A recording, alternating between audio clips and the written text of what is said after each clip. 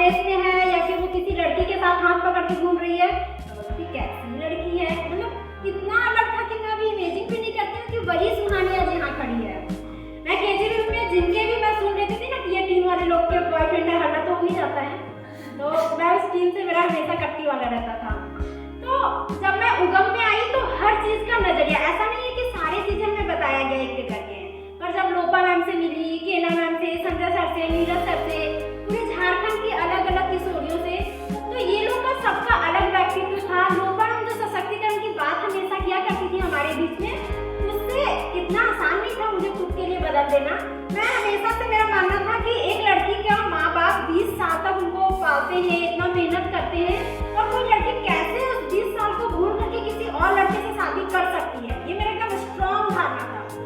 फिर जब मेरे बारी आई खुद की, और शायद मैं उगम में नहीं आती तो मैं वही मान करके शादी कर ही लेती, और जब मैं उगम में आई यहाँ पे एक मतलब मैं उसको शब्द नहीं दे पा रही हूँ, पर एक ऐसा नजरिया मिला हर चीज का,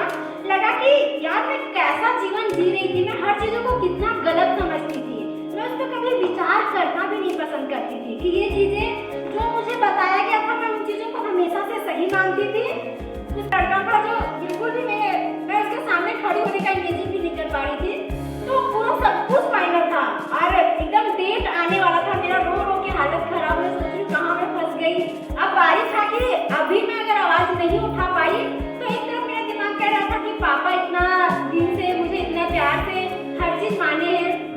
दूसरी तरफ पर मैं पूरी झारखंड की लड़कियों को कह रही हूँ कि हमें सशक्त होना है, हम हर चीज को, हम जब तक नहीं बदलेंगे चीजें बदल नहीं सकती। तो आज जो लड़कियां 1 लाख लड़कियों को बता रही है कि आज वही पीछे हट जाएगी, तो ये भी मेरे मन में ख्याल चल रहा था। फिर मैंने फाइनली बहुत लोगों से मेरी बातचीत हुई तो एकदम सब कुछ था। मेरे पापा बोले थे अब मैं ना कैसे बोलूँ, सब कुछ हो गया है, लोग 8 साड़ी या कोई तो ऐसा साड़ी था जिस लोग बैठने वाले थे, इनफैक्ट मेरे गोदरेज पलंग सब कुछ खरीदा चुका था। अब मैं सोच रही थी अब तो गई,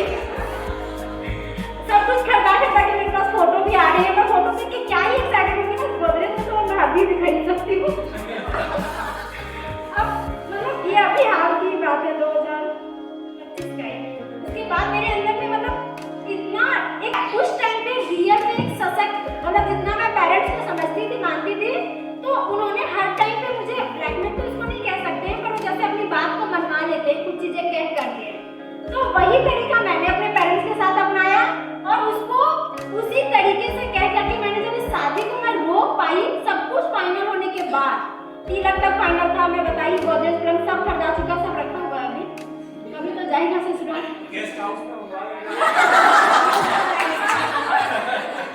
सही बात है, अभी आइडिया हो तो घर वाले को पूछती हूँ जहाँ मैं रही हूँ वही दे दे। तो ये